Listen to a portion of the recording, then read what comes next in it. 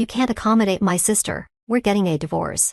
It had been 2 months since my sister-in-law, Mary, returned from overseas and moved into our home. I felt increasingly exploited by her demands each day, and the stress was overwhelming. Desperate to find a solution, I tried to talk to my husband, but he exploded in anger and immediately demanded a divorce. When I argued that such a drastic step was unnecessary, he refused to listen. We need to discuss how we move forward. There's nothing to discuss. My sister will stay here for as long as she wants. His casual dismissal of my concerns fueled my frustration, and I couldn't tolerate it any longer. Our conversation quickly escalated into a heated argument. Mary watched the confrontation unfold without intervening and even smirked with satisfaction. It was clear she was at the heart of the conflict, and I couldn't understand her motives. Mary, who had been living abroad, recently divorced and returned to New York after losing custody of her children and feeling heartbroken. She chose to stay in a hotel rather than face her parents' probing questions. Soon, she began visiting our house more frequently, claiming loneliness. About a week after her visit started, I came home from work to find my husband blocking the entrance to my room. Hold on, don't just barge in. Why? I can't have my sister staying in a hotel indefinitely, so I'm letting her use this room. He had decided to let Mary move into my room without consulting me. All my personal belongings were still inside. This isn't okay. You should have talked to me about this first. You're being petty. Just let her make herself at home. She's not only divorced, but lost her children too. His reprimand made me feel as though I was in the wrong. Silenced, I listened as he instructed me to always knock before entering the room. From then on, Mary occupied my room as if it were hers and began treating me like a servant. You came home late. I'm hungry. Make me dinner. I had already prepared a meal, so it would be ready soon. I'll be playing a game in my room. Call me when it's ready. After finishing the meal, I knocked on her door and called her. She emerged, visibly displeased with the spaghetti and meatballs I had made. I don't like pasta. I can't eat that. Make me a steak with all the sides. I don't have the ingredients, and it will take a while. Then just order takeout. I've already made enough pasta for 3 people. You have to eat it tonight. Absolutely not. Order takeout now. Conflicted, I felt trapped between my husband's insistence on accommodating his sister and my own frustrations. Whenever I tried to voice my feelings, my husband dismissed them, telling me to consider Mary's situation. Mary, knowing she had her brother's support, even started waking me up in the middle of the night. I want ice cream. Go buy some now. What time is it? 2 a.m. The convenience store at the gas station should be open. Get up. I was just about to fall asleep. I have work tomorrow. Can you wait until morning? Whenever I refused her late-night demands, Mary would immediately run to my husband, complaining about me. As a result, I would end up being scolded and forced to get ice cream in the middle of the night. Mary never cleaned up after meals or contributed to household chores. In fact, she expected me to clean her room every day room she had taken over, which used to be mine. Her demands kept escalating, and now she was asking me for money. Sorry, but I can't give you any. If you need money, ask your brother. I can't believe you're saying no. I'll tell him again if you refuse. Are you okay with that? Although I had been accommodating her needs out of sympathy for her situation, I knew that giving her money would only lead to more demands in the future. That day, I decided to stand up for myself and refused to comply. When my husband came home, Mary tearfully accused me of mistreating her. Catherine, why did you make my sister cry? I just refused to give her money. She doesn't do any chores and treats me like a servant. I'm exhausted. It's been over 2 months since she moved in. Can't you address this? Shut up. If you can't take care of my sister, we're getting a divorce. My husband's face turned red with rage as he demanded a divorce. I argued that his reaction was extreme, but he wouldn't hear it. We need to discuss this properly. There's nothing to discuss. My sister will stay here as long as she wants. His nonchalant attitude fueled my frustration, and our conversation quickly turned into a heated argument. Mary watched us without intervening and even smirked with satisfaction. It was clear she was at the center of this turmoil, and I couldn't fathom her intentions. Mary's words chilled me to the bone.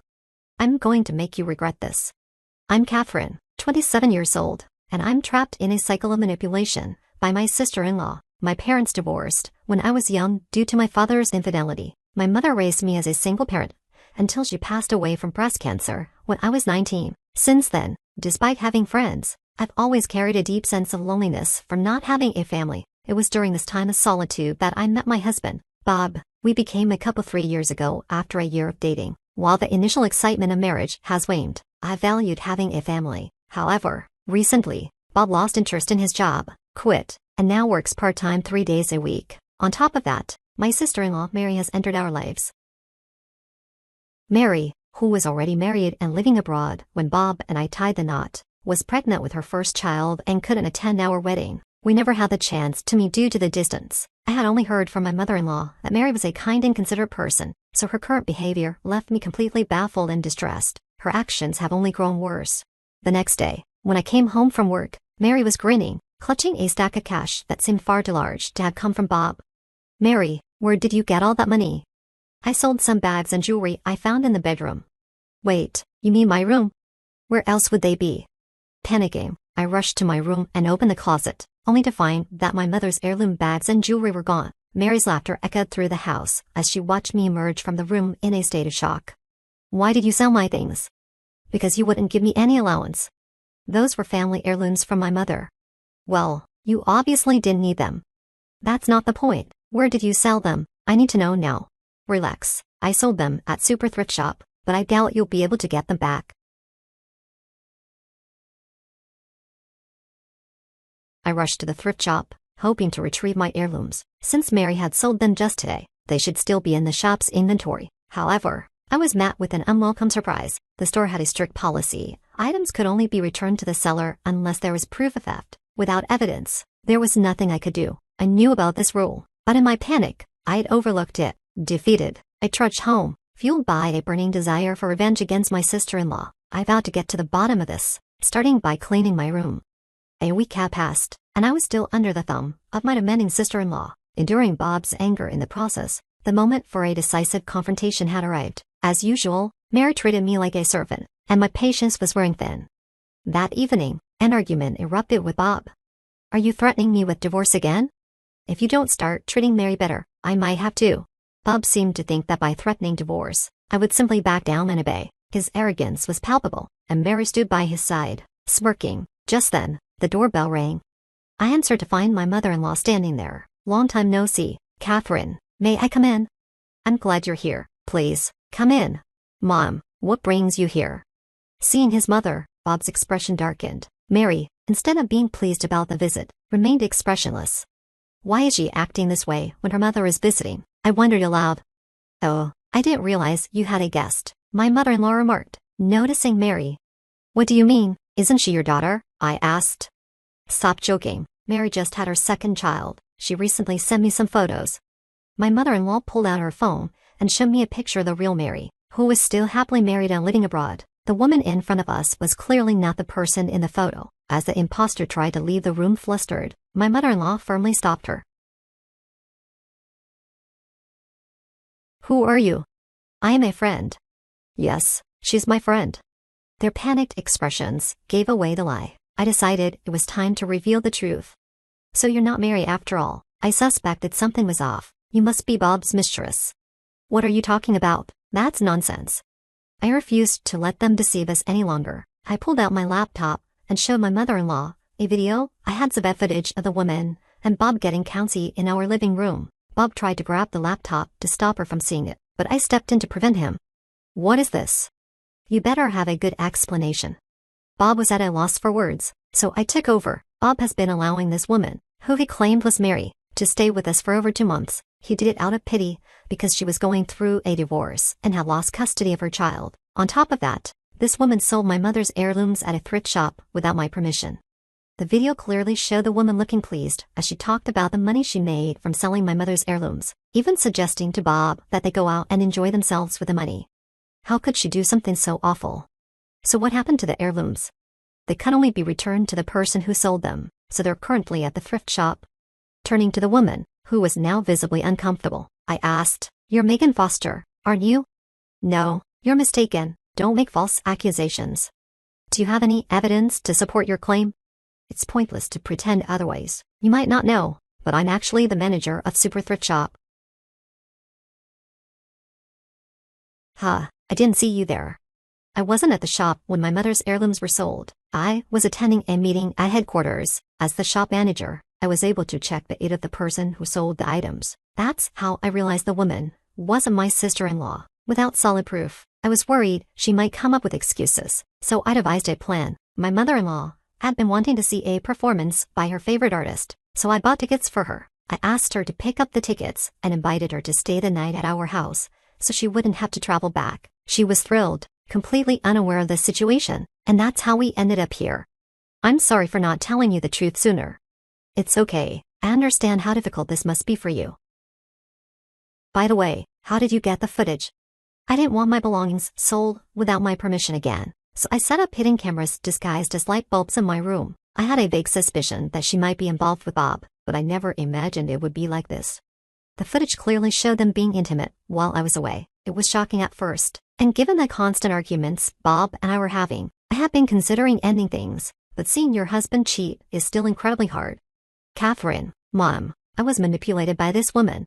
How pathetic, lying about her being your sister and letting her stay at our house. What were you thinking? Don't blame me. I only pretended to be your sister because if our affair was discovered, I would be kicked out with nowhere to go. Be quiet. You're the one who suggested it would be convenient for me to use your wife as a housemaid. You even said if we ended up divorcing, you wouldn't have to pay alimony. I was stunned and furious. With everything falling apart now, it's clear we can't fix this. Maybe it's best if you both get divorced so you and I can move on. Bob. Fine. You've always wanted a divorce. I've already prepared the papers. Just fill them out and file them. As I handed Bob the divorce papers, already filled in with my name, he panicked. Don't rush this. I don't want to leave you. Just let this one thing go. Watching Bob beg on his knees was pitiful. His mistress, tearful, clung to him. You won't leave me, will you? I have nowhere else to go if you kick me out. Shut up. Don't come near me. Bob pushed the woman away, but her desperate pleas made the scene even more uncomfortable. Instead of my husband, who couldn't even bring himself to look at her, I delivered the crucial message. You don't need to worry about where to go. What do you mean? The police. I've already reported you for stealing and selling my belongings. They should be arriving any minute now. I'll go back to the thrift shop right away and get your things back. Please tell them it was a mistake. As the police sirens grew louder, the woman, realizing the gravity of the situation, offered her first genuine apology. I'm truly sorry. I've learned my lesson. I won't do it again. If a simple apology was enough, we wouldn't need the police, would we?